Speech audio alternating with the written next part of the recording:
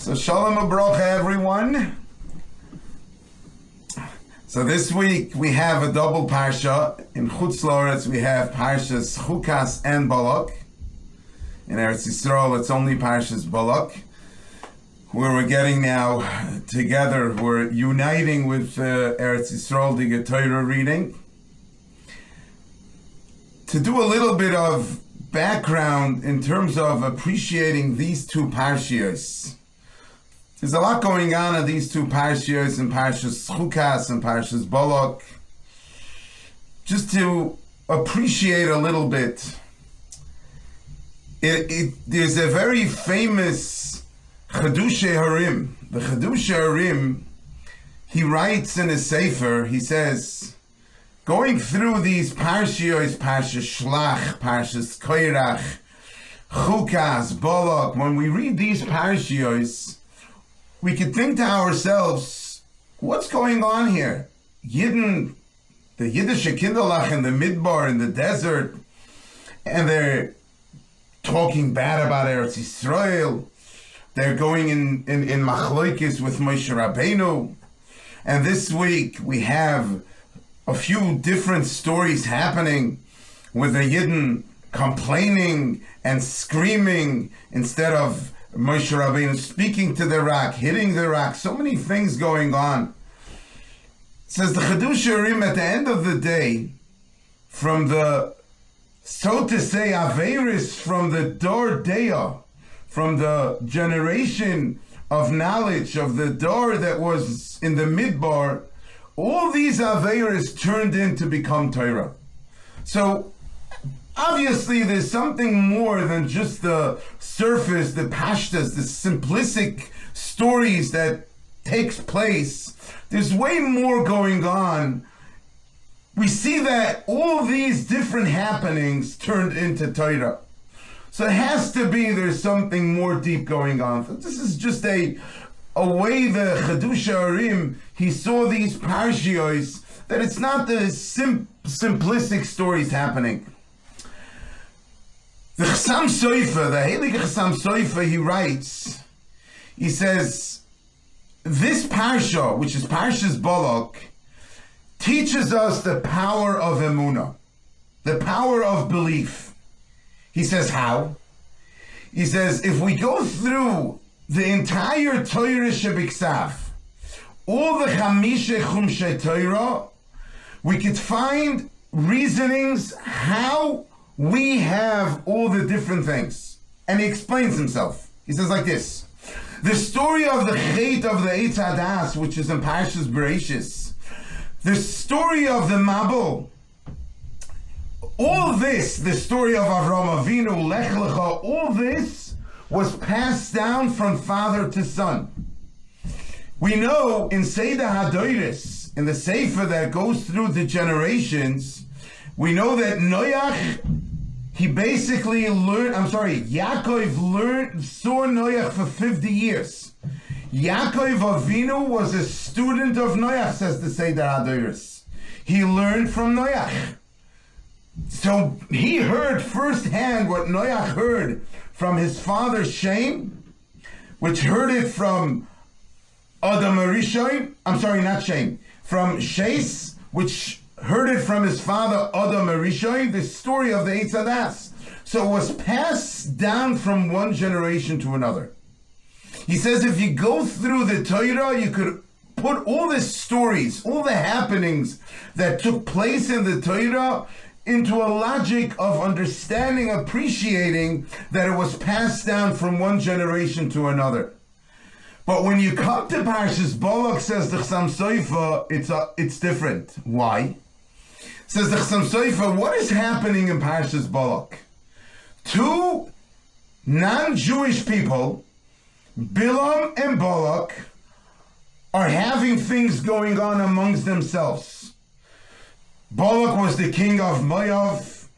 They were very frightened that the Yidden will take them over, and he sends messengers to get Bilam, and Bilam and Balak meet together, and Balak wants Bilam to curse the Yidden, and Bilam was trying to curse the Yidden, it didn't work, but who besides Bilam and Balak experienced this actual thing? The Chassam Sofer says, Moshe Rabbeinu, not always did he have the Ruach HaKodesh. Hashem gave it to him in times that Hashem felt it was needed. Says the Chassam Sofer, Moshe Rabbeinu did not know what was going on the high mountains where Bilam and Balak were standing and trying to curse the Yidden. Moshe Rabbeinu himself didn't know at the time when it was happening. And yet, it's part of the Torah Kedosha. Says the Chassam Sofer, you know what this Parshas Balak is training us, teaching us? Just like Parshas Balak, there is no way that Moshe Rabbeinu knew all this only because Hashem gave him the Torah on Har Sinai. That's the only way he knew this. And it was passed from one generation to another. This is basically setting this basic idea of a belief that the entire Torah that we have, don't put it into logic. It's because Yaakov learned by Noach. It's Toiras Eshenos Alonu Toiras Emes, the bracha that we say every single day, and we say when we're Oilel Torah. It's because it's Toiras Emes, and we believe every single letter in the Torah is 100% Emes, and it was passed from Hashem, given over from Hashem to Moshe Rabbeinu. So that's another very interesting thought. Besides what Chidush Harim says, that we see that this way deeper things going on. The Chassam Sofer, he basically, the way he sees it is Parshas Balak is setting the tone for the entire Torah. We find something very interesting. Reb Chaim Vital writes in the Sefer Parshas Chaim, in the Sefer that he wrote from the Heilige Rebbe, the Rizal, he says, one of the Talmidim, his name was Reb Avram, was once standing by the bedside of his Rebbe, the Ruach HaKodesh, Shabbos afternoon, when the Ruach HaKodesh took a nap, and he saw the lips of the Rizal was moving constantly, non-stop. After this Shabbos Kodesh nap that the Ruach HaKodesh took, his student said, Rebbe, could you please tell me what was going on? I saw your lips were moving. He says, if you ask me, I'll tell you what was going on. He said, while I was sleeping, I was zoiche to go up to Mesifta de Rikia. I was zoiche to go up, whatever that is. The Ruach HaKodesh was zoiche to go up. His neshama went up. And I learned the entire Parshas Balak with all the chedushim and all the deeper understanding in Parshas Balak. So Reb Avram tells his Rebbe, would you teach it to me? Could you teach it to me? Says the Rizal, I'm not able to do that. You know why? It would take me 80 years, at least 80 years, to teach you the Torah that I just learned in Shamayim. Now, it's beyond our understanding, for sure, it's beyond. But what we see again and again, Parshas Balak, there's something really, really severe going on. The Ruach HaKodesh, he learned the hidden secrets in Parshas Balak, and his Talmud asked him to teach it to him, and he said, I'm not able to do it because it would take me over 80 years. So this on its own is such a powerful message about Parshas Balak. Two more very interesting ideas before getting in a little bit into the actual Parsha itself. Reb Chaim, we know that the Ruach HaKodesh taught Reb Chaim Vital all the secrets of the Torah in a year and 8 months. In other words, in 20 months, in only 20 months, he taught his Talmud, the Rizal, the Reb Chaim Vital. The Rizal taught his Talmud, Reb Chaim Vital, huge, beyond huge of quantities and deep stuff in the Torah, which is now in the Sefer Parshas Chaim, which is so deep and so big. In how many months? In 20 months.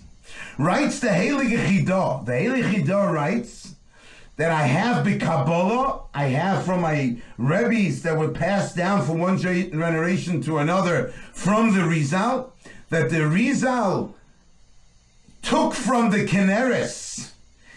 He knew exactly where the well of Miriam was hidden, where it basically was, where the Be'er Shel Miriam was after it disappeared from Klal Yisrael. He knew where in the Kinneret it was, because the Gemara says that it actually went into the Kinneret. He knew where it was, and he took from this water from Be'er Shel Miriam, and through drinking the Be'er Shel Miriam, it gave the Reb Chaim Vital beyond koiches and madreges and very deep understanding in the Sisra and the hidden part of the Torah. So over here we see Parshas Chukas, which has to do with the Be'er Shel Miriam. We see how powerful, how much koyach the Be'er Shel Miriam has. So this is a little bit of background before getting into the actual Parsha. The Torah in this week's Parsha starts with a famous Parsha of Parah Adumah, where the Torah Akdosha tells us the entire process, how the Kohen, Elazar Kohen, had to take the actual Parah Adumah, a red heifer, which we know had to be pure red, and it had to be burnt. Not to get into all the details of the Parah Adumah. But the Torah tells us, please go on mute. Please go on mute. Excuse me, please go on mute. Please mute yourself, shkoyach. So in the Parsha of Parah Adumah, the Torah tells us that it's a choik. Everyone knows this. Parah Adumah is considered like a choik, which is a mitzvah that we do not know the reason behind. Yet, Rashi himself later on, in Parshas Chukas, at the end of the Parsha of Parah Adumah, Rashi brings a pshat from Reb Moshe Hadarshan, which was one of Rashi's Rebbes, which Reb Moshe Hadarshan says, you know why Hashem says you should take the ashes of the burnt Parah Adumah of the red heifer? I'll tell you why, says Reb Moshe Hadarshan. Because this Parah, which is the mother, should come and wipe the dirt of its child.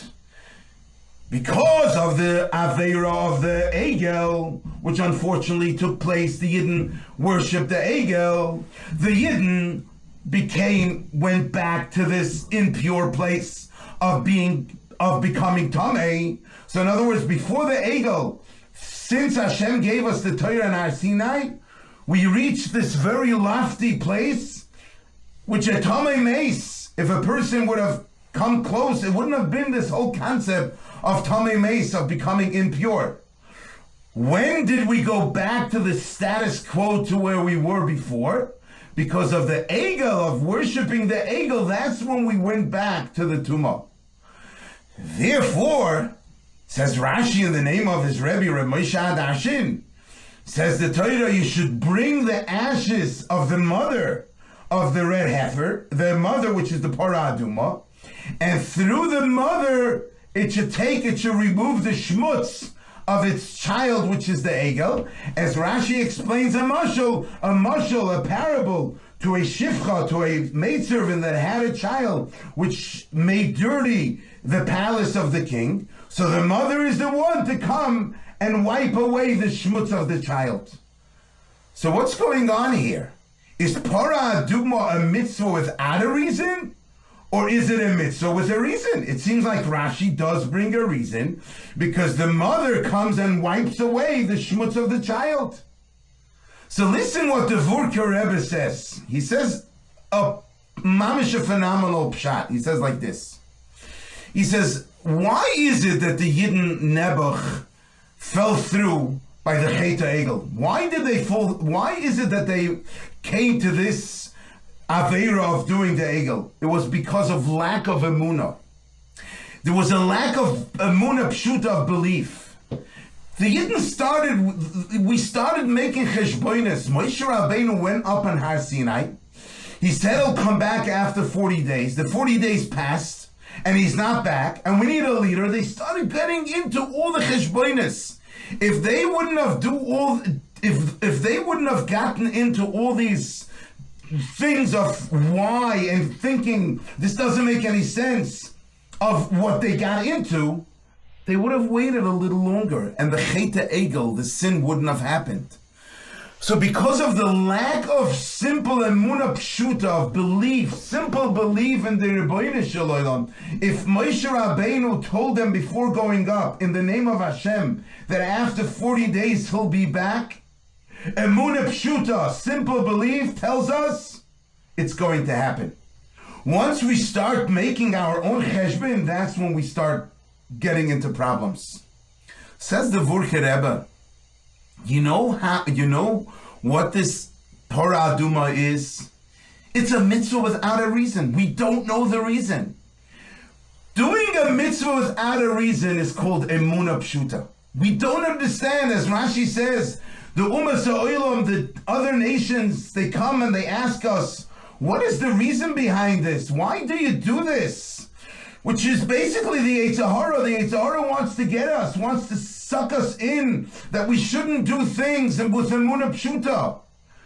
It wants to take away this pure belief that a Yid has.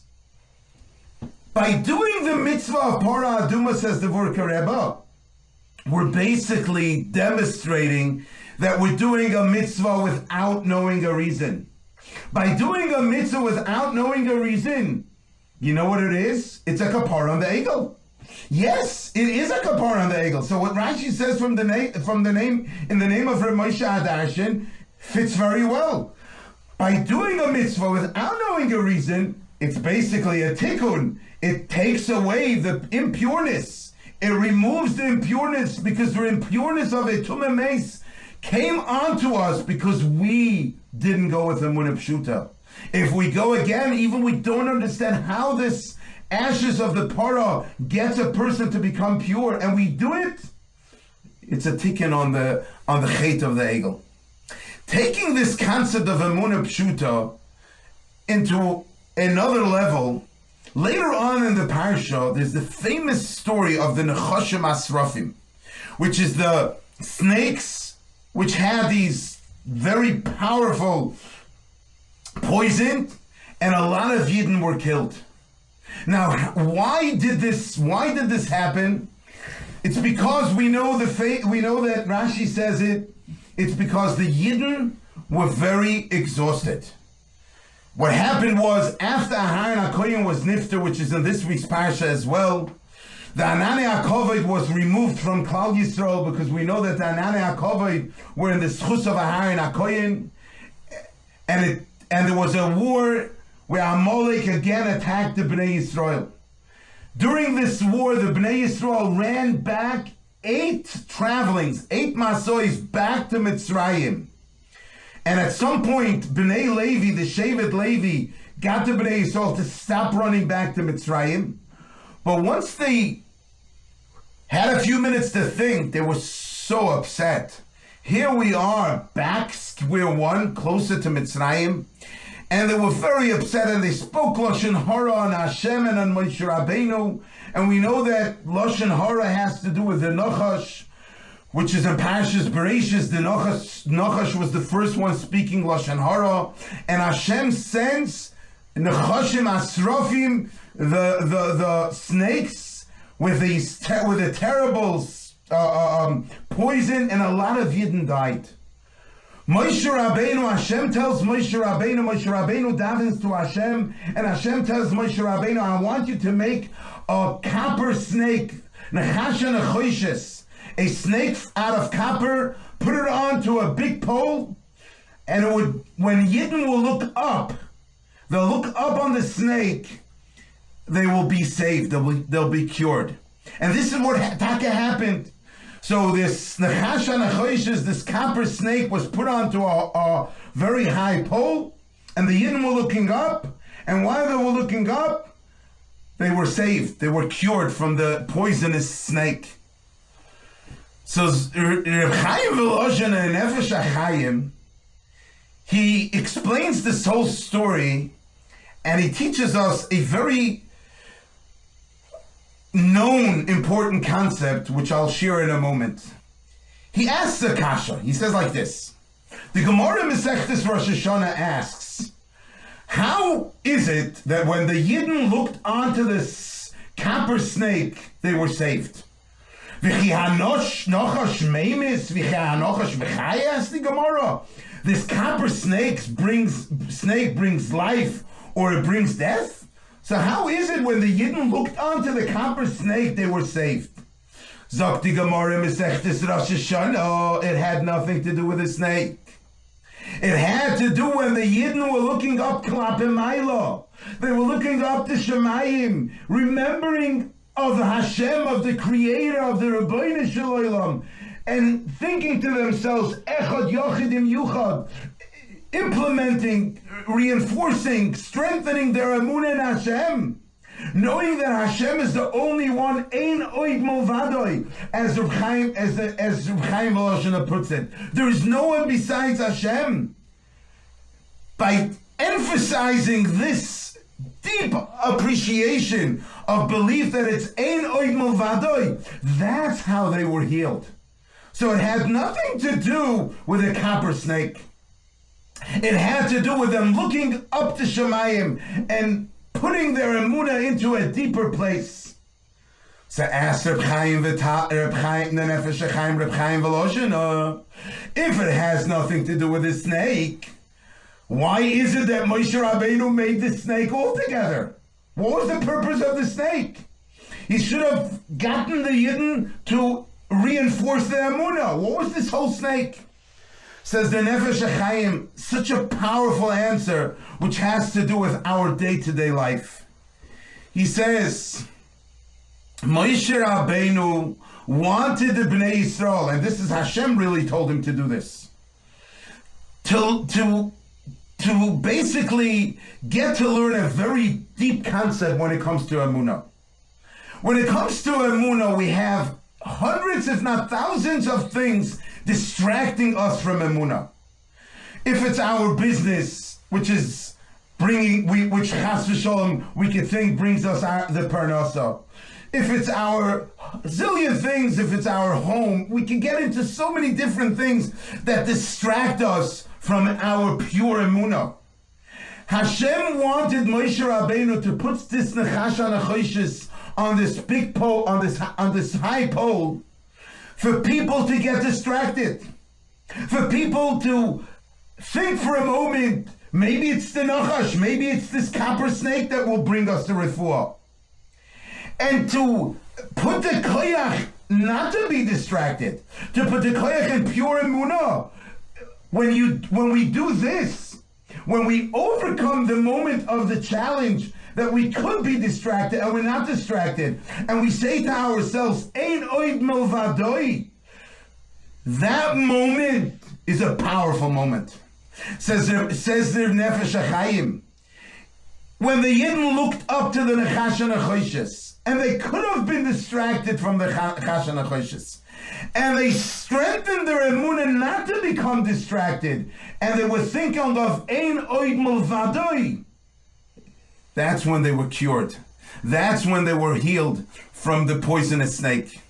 Which Reb Chaim Vital says, Reb Chaim Volozhin says, if a person really puts into his brain, into his mind, Ein oid milvado, he said there is no shlita. None of our enemies could have any power over us. Nothing could overpower a person in that moment. If a person knows with 100% of knowing, Ein oid milvado, there's nothing in the world besides Malchus koloi lomo memavshaltecha, Hashem's kingdom. Hashem fills up everything. There is nothing besides Hashem. There is no one that could chas v'sholom do any bad, any harm.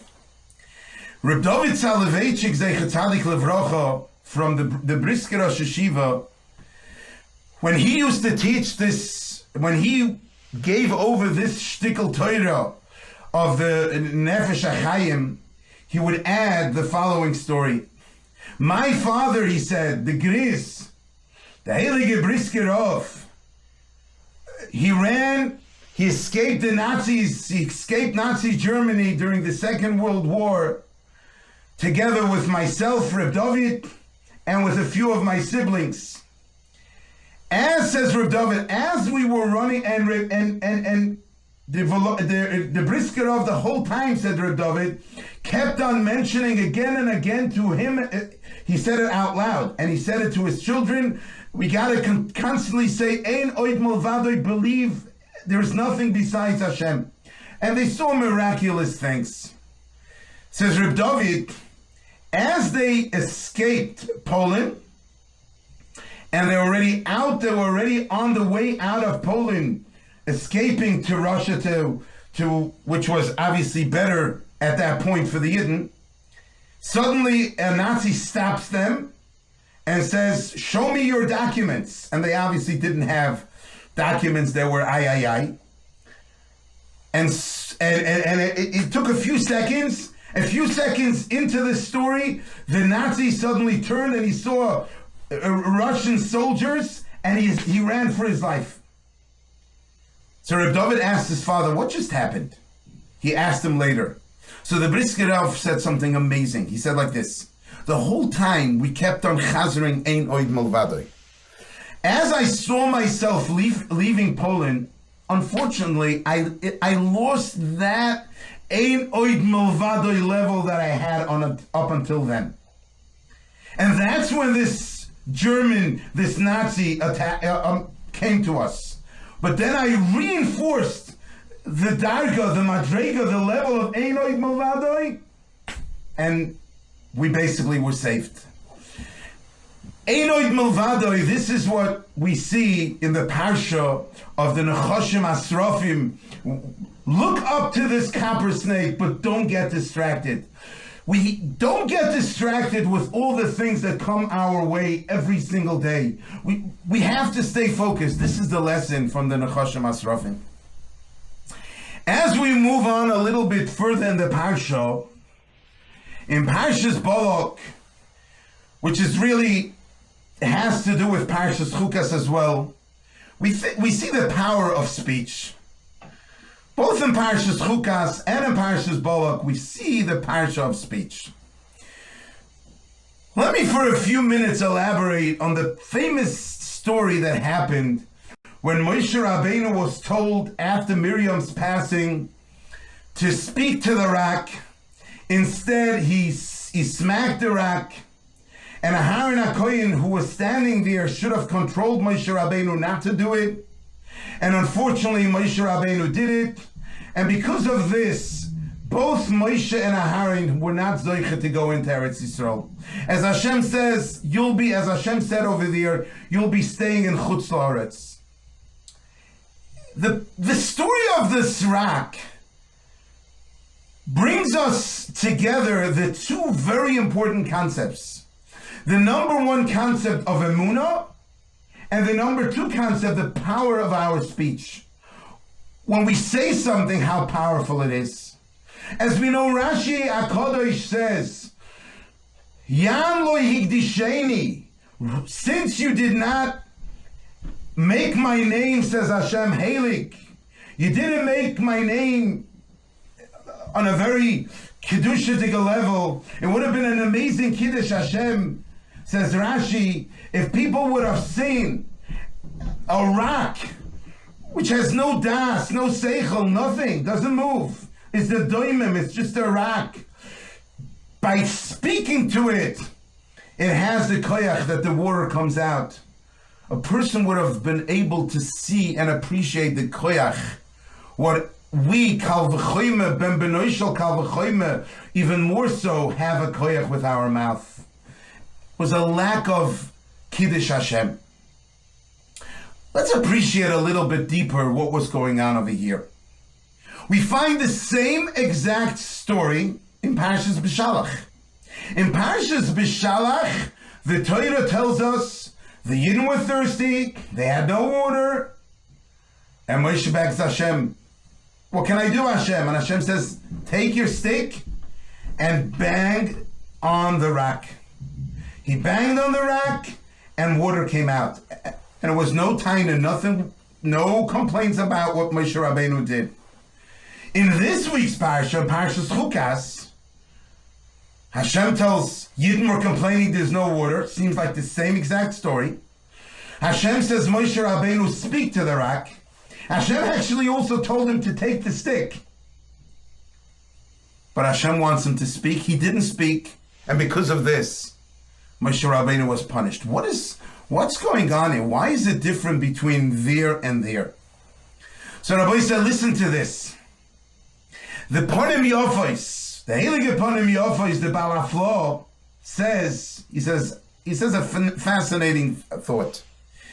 He says, Yidden, when they left Mitzrayim, before being in the Midbar for 40 years, their level in Emunah wasn't the highest level. But being in the Midbar for 40 years, eating food that was malachim food, the man, it wasn't natural food. Constantly in the Ananei HaKavod. Water, Be'er Shel Miriam. They saw it was open to them, so to say, without any distractions, so to say, the power, how Hashem is running his world. And they saw it was Emunah Chushiyis, says the Ponim Yofes. They were able to tap into this Emunah. It was Emunah that they were able to tap into. When Yidden, after 40 years, are in such a high level of Emunah, it's a whole different story than what happened in the beginning, right when they left Mitzrayim. Yes, when they leave Mitzrayim in Parshas Balak, they are not on the level that Moshe should speak to the rock and the rock would give out water. But now, after 40 years being in the Midbar, on this level of Emunah, speaking would have been enough. Says the Ponim Yofos. You know what happened? Unfortunately, obviously everything has to do with Maaseh Satan. The Satan was successful. He got the Yidden to scream, complain, and Moshe Rabbeinu lost it for a moment. And he said, Shimuno HaMoirim. When this Shimuno HaMoirim took place, the level of Emunah dropped. Similar to the story of the Heilige Gris.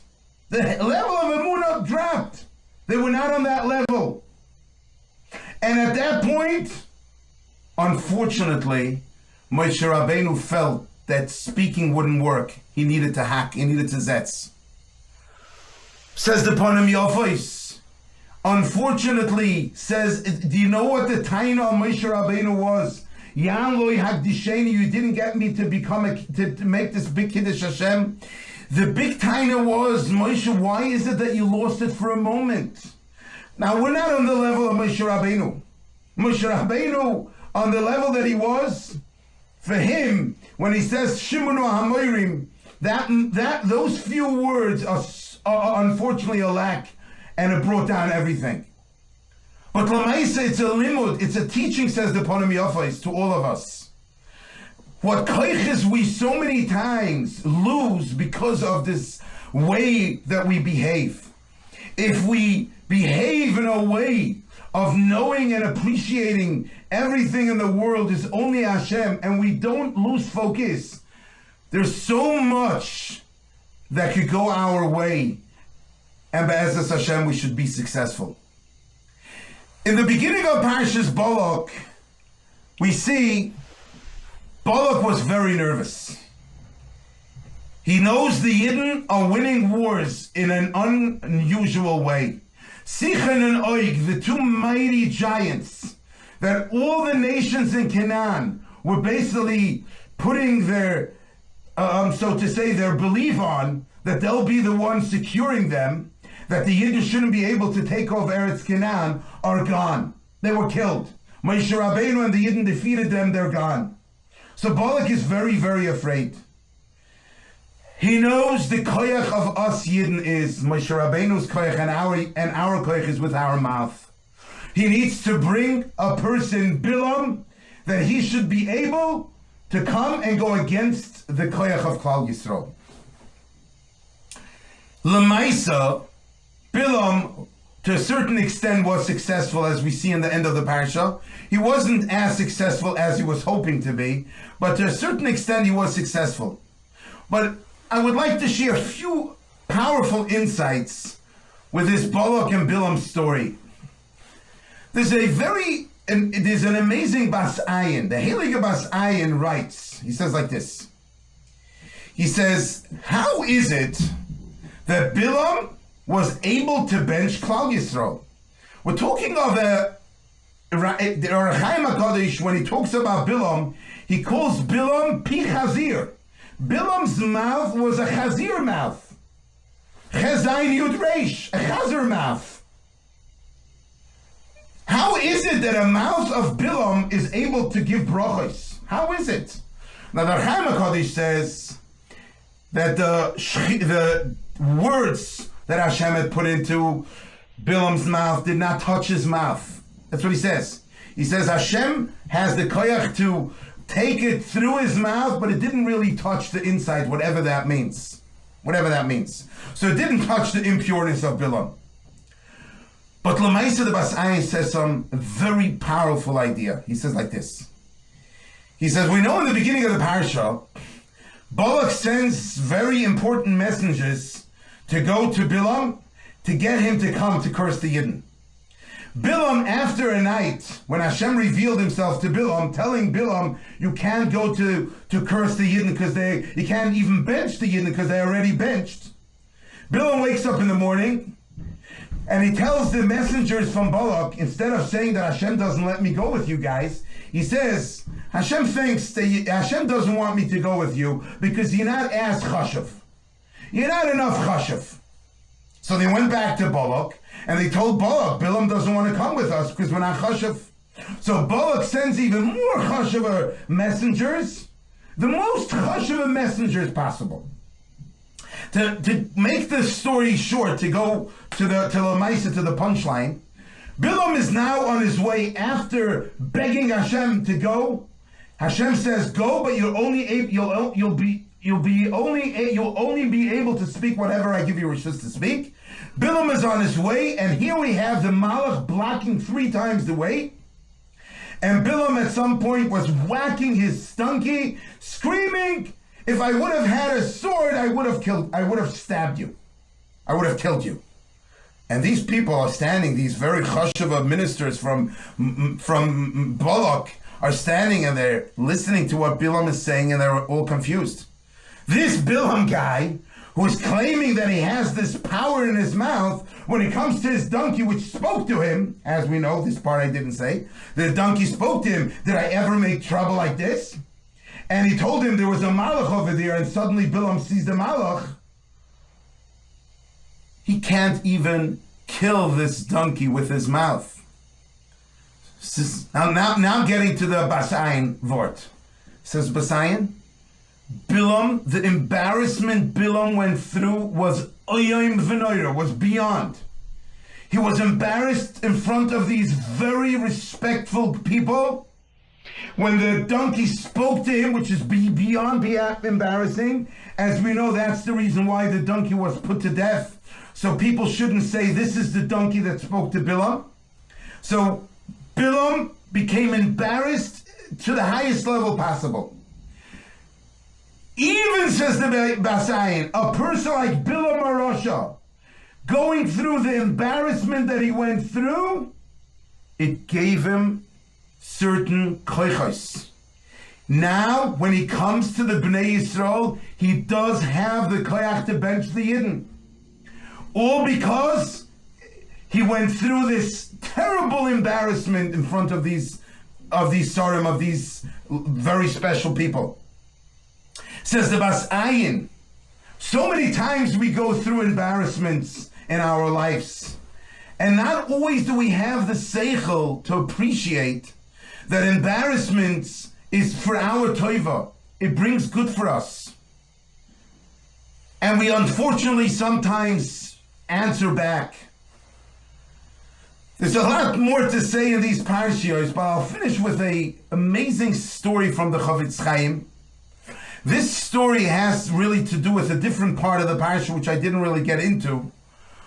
But it also sheds light on, we see so many times, we see Nebuch, children, Down syndrome, special needs, going through a lot of difficulties, and it's not easy for the parents.